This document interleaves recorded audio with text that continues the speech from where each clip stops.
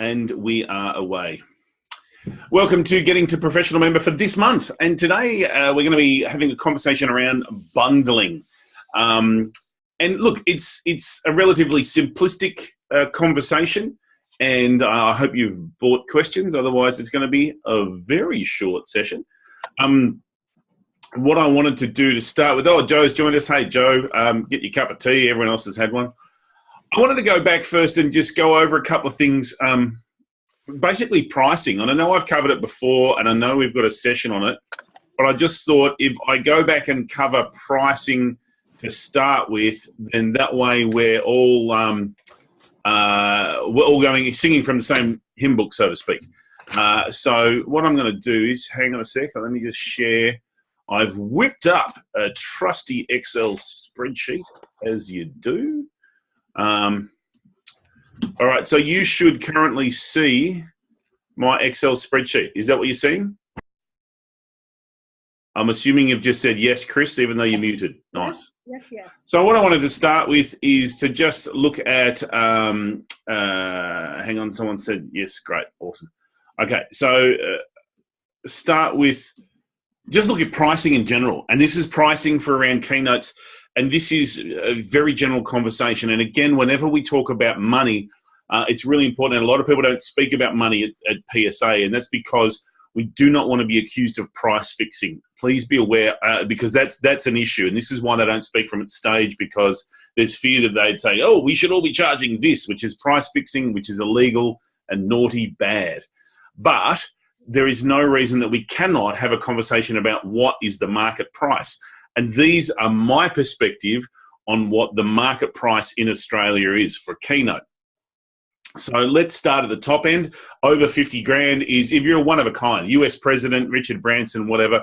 I think Richard Branson charges 150 grand now. US President's 100 grand. Big names are in that 50 grand price bracket.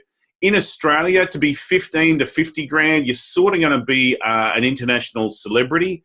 Speaking of international celebrities, Guilherme Pereira has just joined us. Welcome to the call, international celebrity Guilherme Pereira.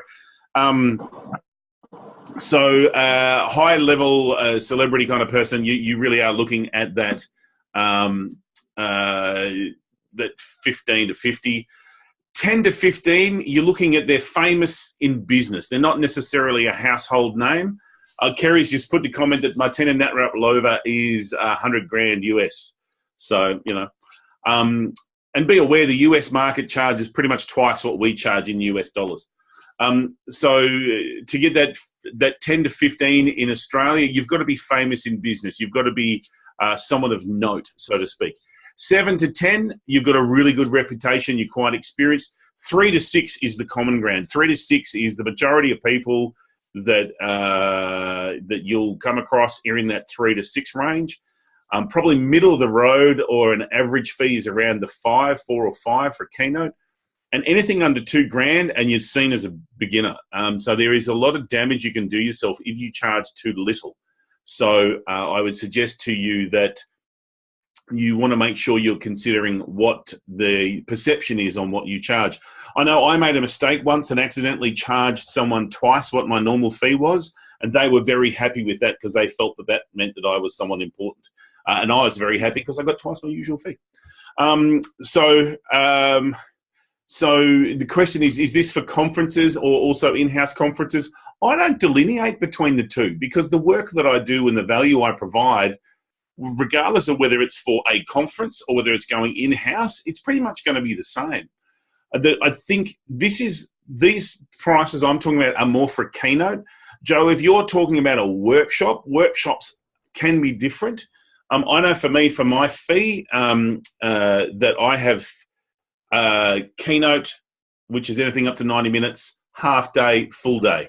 They're the 3 rates I have. I'm a simple guy, so that's the 3 rates. It's easy for me to remember. And I'm quite happy to say if someone was to ask what's my fee, I charge 4 grand for keynote, 5 grand for a half day, 6 grand for a full day. I'm actually looking at increasing those shortly. So that's what I charge. It's if you're busy, then it's time to put your fee up because that's, it's supply and demand. So you've just got to do whatever. By the way, I've put you on mute. So if you want to have a question at any point, just put your interior light on your car, and that'll be the sign for me to open up the mic for you. All right. So I wanted to start with, the pricing for services. Now, this is not got. You'll come up with your other prices. One of the best things I ever did was create myself a price list. The interior light's on. No. No, it's not. Okay. I was just following the symbol. Just following the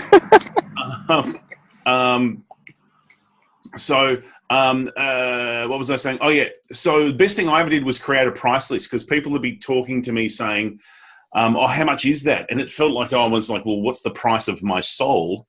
And by having a price list, I could say, let me check the price list. So it's an independent thing. Michael Grinder talks about how instead of being a negotiation, you versus me, let's have it you and me versus the thing. And so it's you and me versus the price list. And so I can say, let me check the price list. And that applies for whether you're bundling, one-off, whatever it is that you're doing. So let me now have a quick conversation about the pricing on products. Now, Laurie Guest, a USA person, talks a lot about having a price list as well and looking at what's that sweet spot.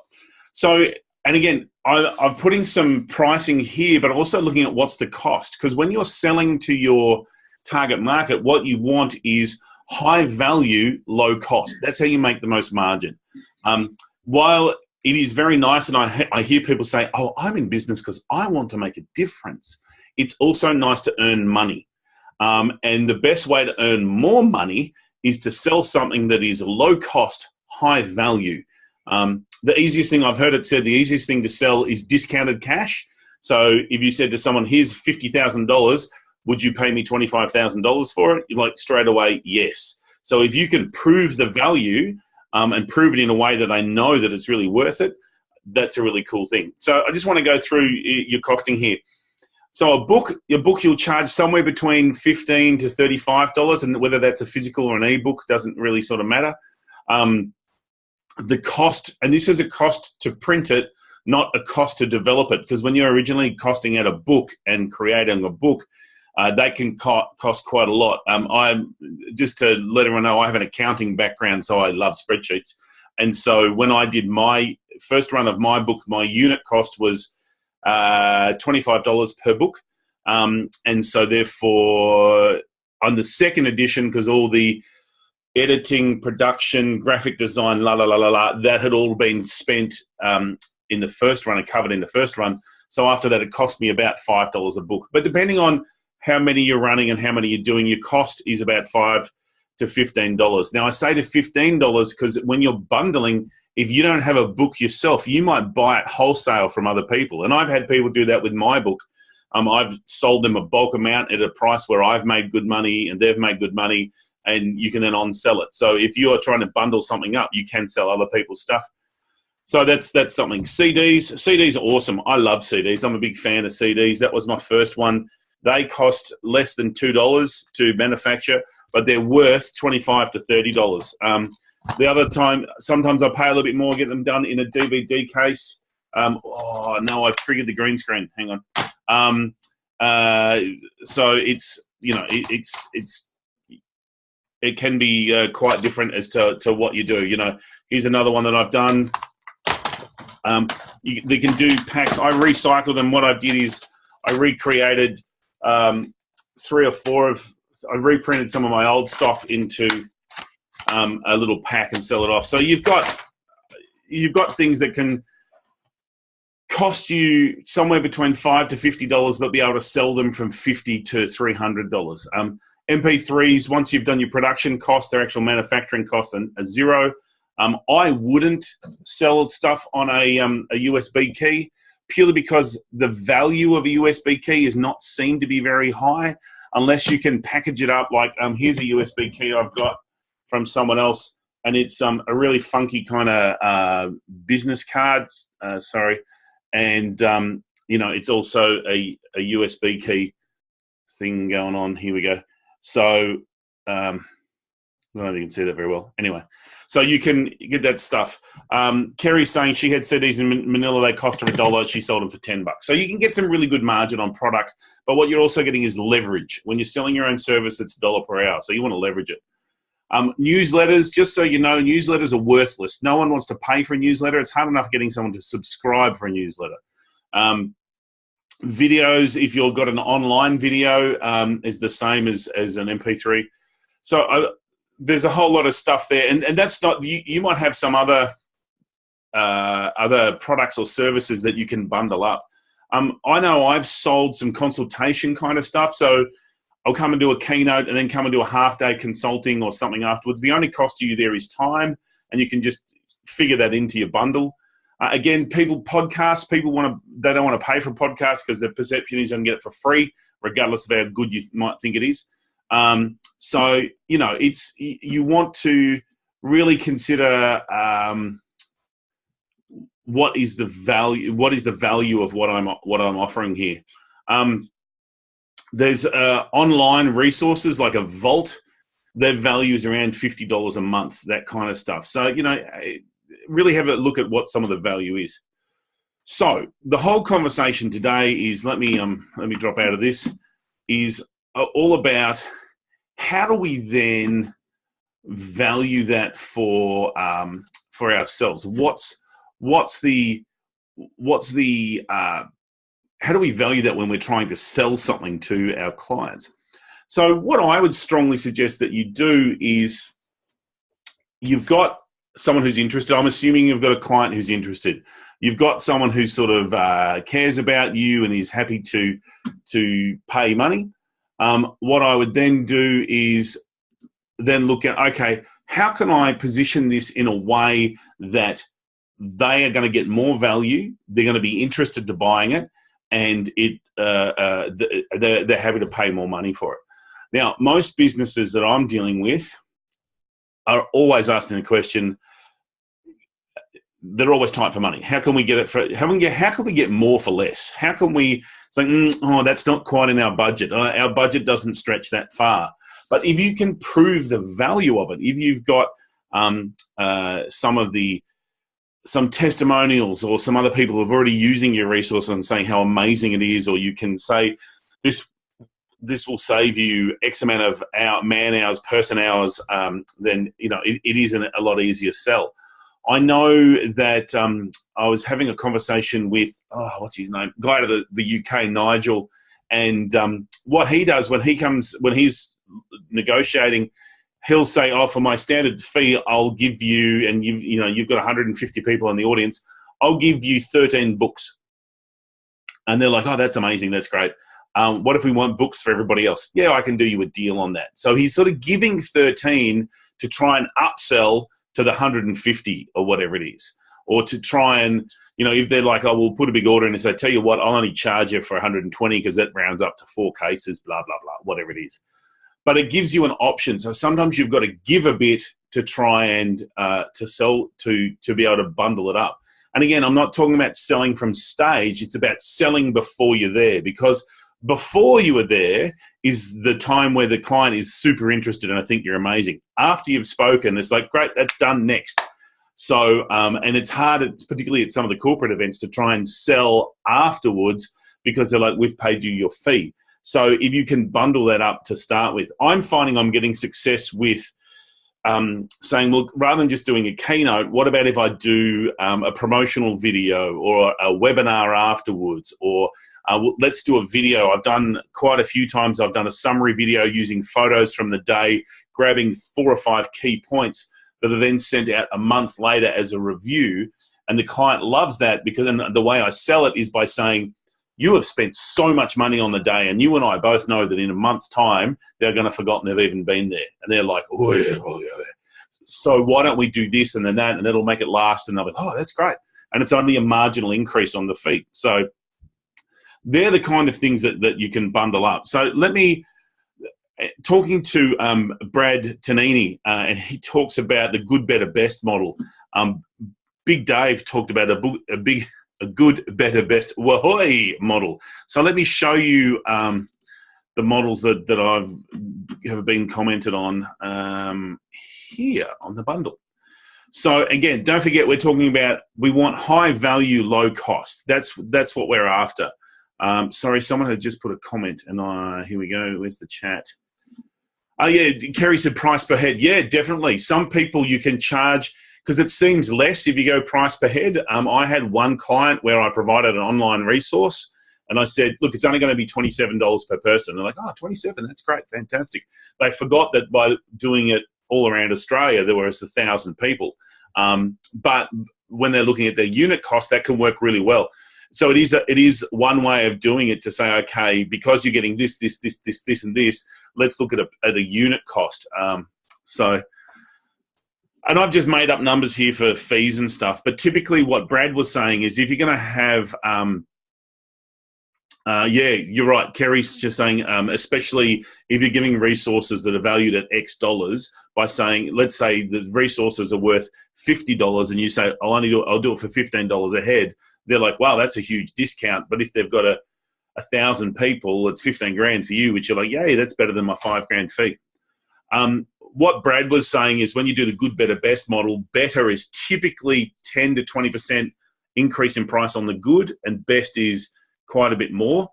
And the Wahoy is, talking to Big Dave, is the, we're going for ego. We're going for some people like, I want the best. I want nothing but the best. So it is about build something that you think no one will buy, and they'll go, I need to show everyone how good I am. I've got a load of money. Here you go. You won't sell many of them, but every now and again you get someone who says yes.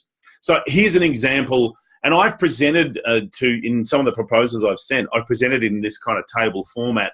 And sometimes I've come up with names like that are, there was a coffee expo I did. So I had the espresso, the flat white, the cappuccino, and the extra grande. So I've named the packages in language that is theirs to make it sort of,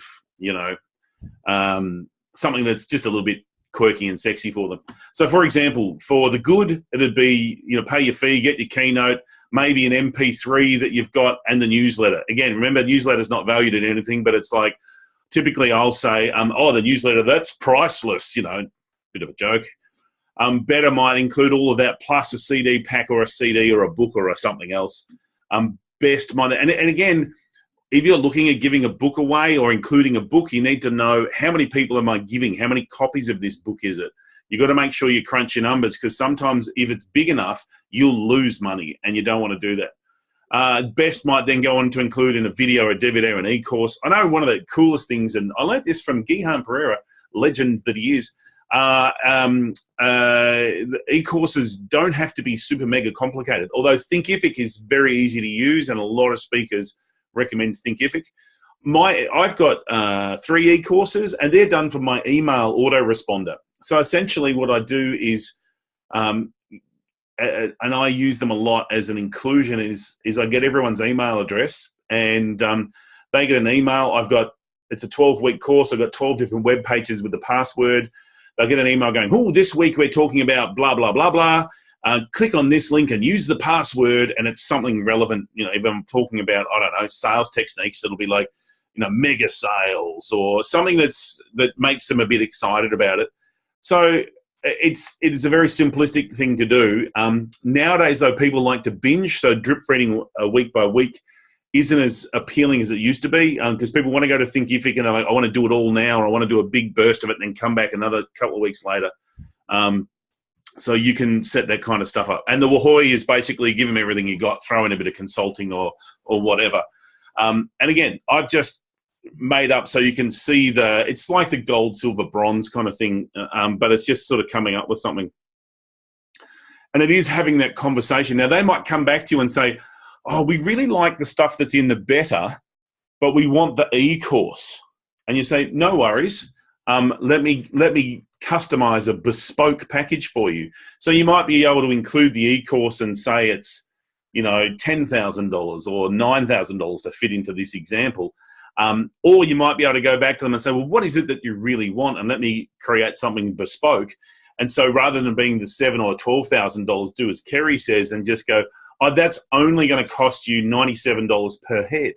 And they might go, wow, 97, that's fantastic, without realizing, they've got 100 people, so it's the 9,700. So, you can do that kind of stuff. But what I found is it's very good to sort of have this conversation at the very beginning, and because they will say to you, oh, can you send me a proposal, or how much is it?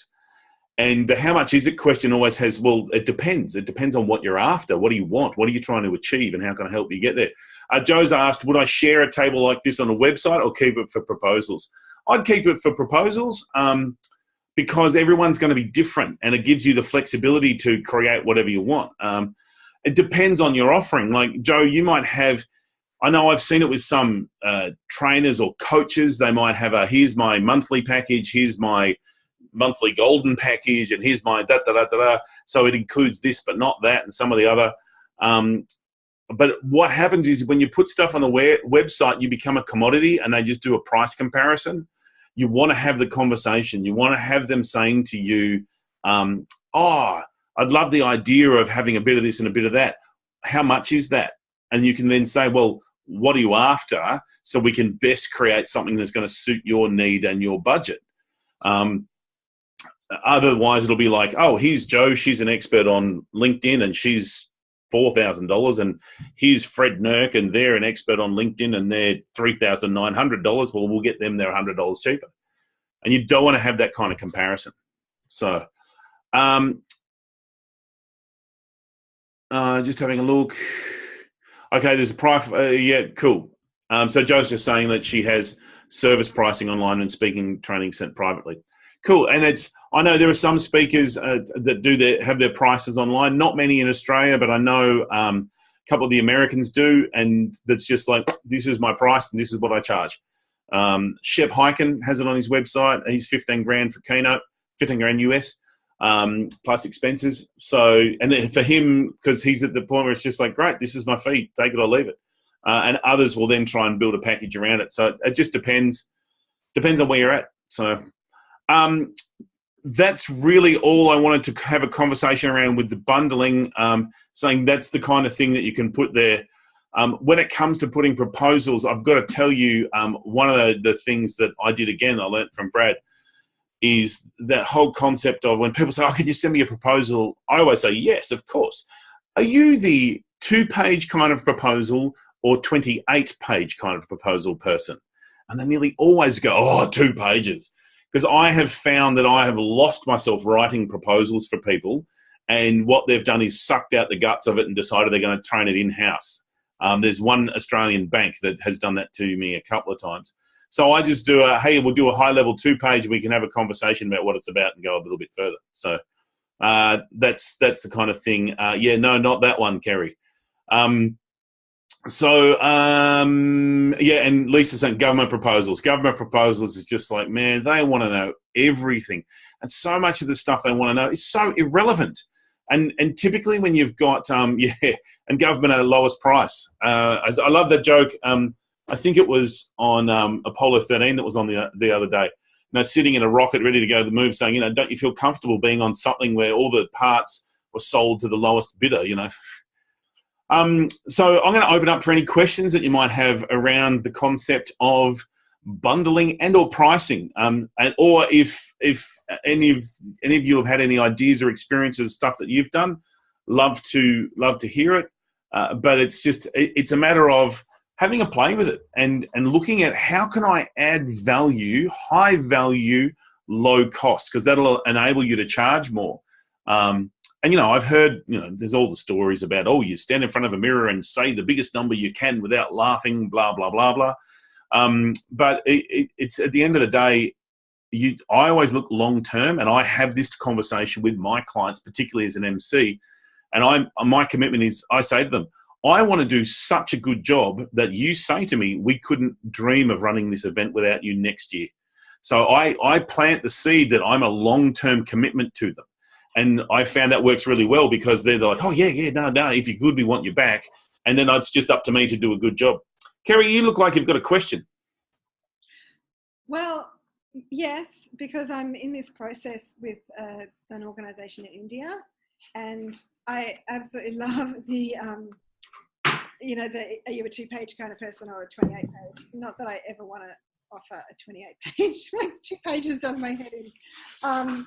Anyway, I sent them something in Word because they wanted it like urgently, and then the next day they got the pretty PDF version, but they thought the Word one was amazing. But I just wondered, back to the pricing conversation, how much more would you add for an international trip where you've got to, you know, go so far? Yeah, good. There's a really good question. So you've got to look at what's your price worth. You know, when it comes down to pricing, a lot of the time people say, okay, what's the revenue you want to earn for the year?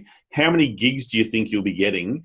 And you can then divide the two and work out, this is how much per gig I need to earn. And sometimes the number, you know, for me, I'd like to earn $1 million, but only have to work twice, but I'm not going to get that kind of fee. So you've got to adjust as appropriate.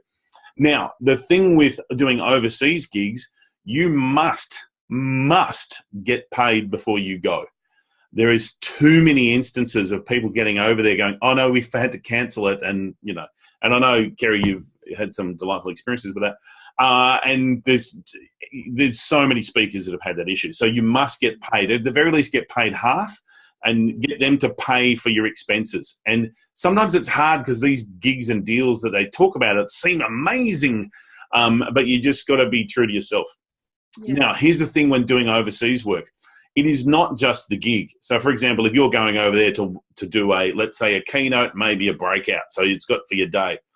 So it's going to take you at the very least a day, if not 2, to get there. You're going to run the thing, and then it's going to take a day, if not 2, to get back. So you're talking 5 days. So therefore, if you might decide, you know what, I want a holiday in India, great. Take advantage of it, charge enough so it covers your holiday.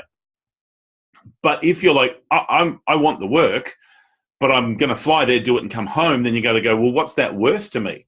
Now, India is an emerging market. Until lately, they have not wanted to pay a full fee, let alone a multiple fee. So you've got to look at what can you get, you know, really. So, and it's going to be up to you. I know some people are like, I charge my traveling time. So if I'm traveling and doing the gig and traveling back, that's 3 days. So I'm charging them 3 days fee. But again, you know, they might not have that much of a budget, you know, because don't forget, they say, oh, we got 1,000 people in the audience, but they might have only paid the equivalent of $20 to go because the rupee is so weak in comparison. But it may be for a large Western company who has big bucks, who's used to paying US dollars to US speakers. So you've got to sort of feel that, but it's got to be worth your time. And it's always about where's the value, and make sure you're charging them for the value that they receive. Yeah. Thank you. I hope that's helpful for everyone. It's a Swiss company, so. Okay. So they're used to paying sort of bigger dollars. So at the very least, I'd be thinking, because I know for me, I have international pricing, because if I'm going to go overseas, then they're going to have to pay more. And as I said, the US is typically double the Australian fee and in US dollars. So, you know, you may just say, okay, well, you need to pay me double your fee or your fee and a half in US dollars, you know. Yeah. Thanks. I love, you know, all we've talked about in terms of bundling, because I know I can add value in those ways. Yeah. And a lot of us have got a lot of these products or services already. And it's just like, well, it's easy to just churn out another 100 copies of CDs, or to, you know, just say, hey, it's here's a special web page, and here's the mega password, and it's worth this, and you've got this, and you've got that, and you've got this, to make it easier for you. I haven't done CDs. It's just download. You can listen on your phone, because a lot of people now don't have a CD player. I have people going, why would I do CDs? No one's got a CD player. Yeah. And it's like, oh, can't you stream that? You know, so it's like, that's where the technology is. So let's go for it. So just all of your ideas, I think, reminds us of things that we might have done once and forgot about. And yeah, great to have the conversation. I'm going to be honest, it's reminding me as well. I'm like, oh, that's right, I used to do that. Has anyone else got any questions? Happy to take any questions. Also happy to take any advice, thoughts, principles that people have got. Bob, I have turned your camera off, mate. So if you're turning your car light on, I can't see it. Chris. I have a question. And this was something that from one of the other many webinars that I have been on with you on, that idea that, I think it was with Ian Stevens, he suggested doing the review, kind of like I went in and had a meeting with someone, and then I did the email kind of, not really proposal, but some basic options without giving any pricing to then recommend that process rather than having one meeting and doing a proposal that includes prices, because I'm just kind of asking about where it's a bit of a grey area, but when do you drop the price in? So let me be right up front and incredibly honest. I am not a sales professional. And so Ian is the guy to have that conversation with. So having said that, is what I'm good at is I'm really good at relationships, and I'm good at having conversations with people. And so you sort of try and read it. And sometimes what you'll do is you'll get someone who's so excited they want what you've got.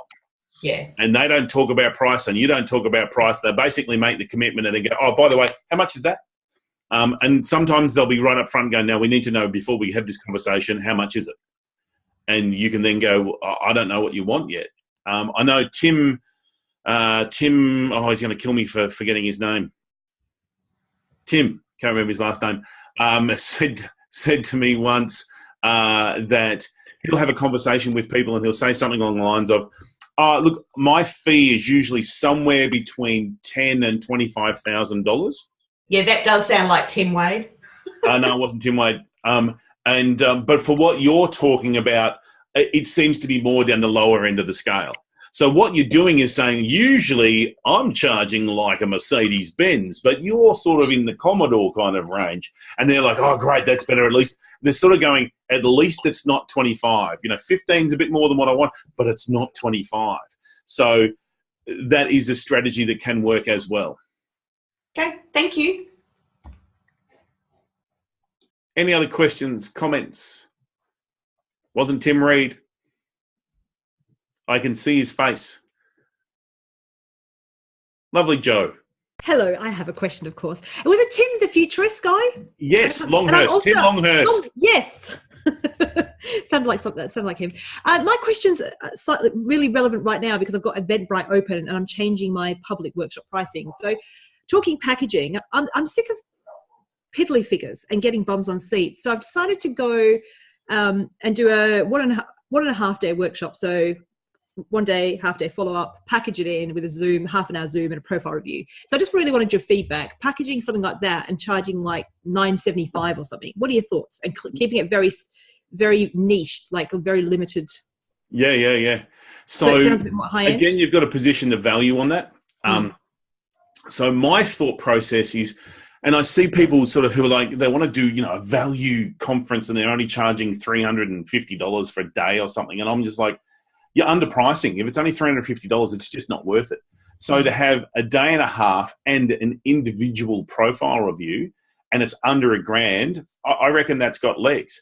But what I'm finding in conversations I'm having is it's harder and harder and harder to sell public programs. So for you you're less likely to sell something like that to someone who doesn't know you, but to your database and people who know you or who may have done a smaller workshop. It is that ladder of ascension. You get your free newsletter. I've bought your book. I've bought your CD pack. I've done your 3-hour workshop. I'm now ready to do your thing. So it's not often people are going to turn around and go, here's a random stranger. I'm going to drop $1,000, bang. Unless you can turn it into something where it's like, by doing our workshop, I guarantee you'll get a new job. If you're looking for a job, you'll get a new job that'll earn you more than the price difference. Because all of a sudden you're like, there's no risk. You've taken the risk away. And you could offer that guarantee knowing that it's like, hey, it's up to you to do the work to get a new job, but the increase in salary will be more to cover it. You've got 12 months to get your new job, and after that, better. You can put terms and conditions around it, blah, blah, blah, blah, blah. But it's a way of sort of trying to get rid of the risk. I have a 100% money back guarantee on all my stuff. I have a 200% money back guarantee on all my products just to get rid of the risk. So people go, because they're like, oh, should I buy this? I don't know. What if it's crap? Well, there's a money back guarantee or a 200% money back guarantee if I don't like it. So that's what I'm going to do. Thank you. That's good. I mean, like I said, I've just been looking at this right now today, so I just thought I'd just throw it out there for feedback. Thank you. And it's always hard, and it's interesting talking to Trav Bell about some of his stuff. and because he would price things very differently. And also there was an airline exec that I heard in an interview, and he's like, if I've got 300 seats on an aeroplane, I want 300 price points. So you've got here's your super mega early bird, here's your loyalty program one, here's your business class, here's your exit seat, so it can be not just hey, here's early bird, but just say, Monday is my favorite day of the week. You book it on this coming Monday, you'll get an extra $200 off. You don't have to give a reason for it. And if someone doesn't book it on that Monday and they don't get the discount, so be it. It could be like, when you book, put a number in this field. If it's my magic number, you'll get it. You'll get in at half price. So it's that gamification stuff. It's sort of another reason to sort of do it. But you can do different price points like that because I've got to tell you, the early bird pricing system no longer works. More and more venues, more and more events are being booked in the last week because the money is either not theirs, or they don't know what they're doing, or they're not quite sure. Or they're waiting for their friend to see if they want to go. And so, it's the number of people who are running events that I'm involved with who are just like, man, I am pulling my hair out and I'm going to get out of events. It's just too hard. And they're associations, and they're bigger. So public events, you can make some amazing money of it, and you can do some really cool things with them. But it's not an easy path to go down, and you have to go down it with a long-term view. It's not just I'm going to run an event. It's like, okay, what's my long-term strategy? So for you, if you're like, I'm going to do this day and a half with a profile review, my thought to you would be then, and what's next? So what do you do with someone who's done that, and then what's next?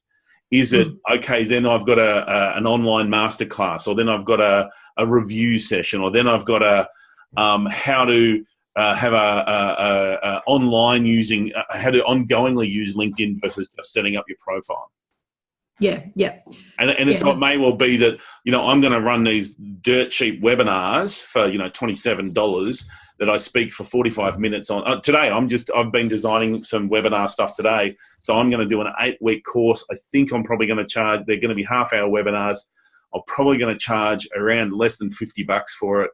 I'm going to do it in 2 time zones to try and hit the Americans. And that is sort of going to be as a leader to profile some other stuff that I want to then go to. So, give it a crack, see what happens. And that's the joy of doing this in Eventbrite with webinars. You can give it a crack, but you've got to look long term. If you're trying to do open programs for one-off events, you're going to hurt. But I've actually been thinking about the packaging. So I'm thinking that's probably the entry package, just to make it a little bit more exclusive. Yeah, for sure. And the thing is, it depends on your target market. If your target market are executives who are earning $150,000 a year, to drop $1,000 on earning an extra $10,000 is nothing. So it depends on who your target market is. If your target market is unemployed people trying to get a job, there is no way they're going to do it. And I'm just using that as an example of the two extremes. So it is all about target market as well. You better believe when Mercedes price a car, they don't go, what's it cost us? We'll just put a little bit more on. They're like, what can we get from them? And who's our target market and how much money have they got? Yeah. Cool. Thank you for that. Pleasure. Very helpful. Any other thoughts, comments, questions, observations, contributions?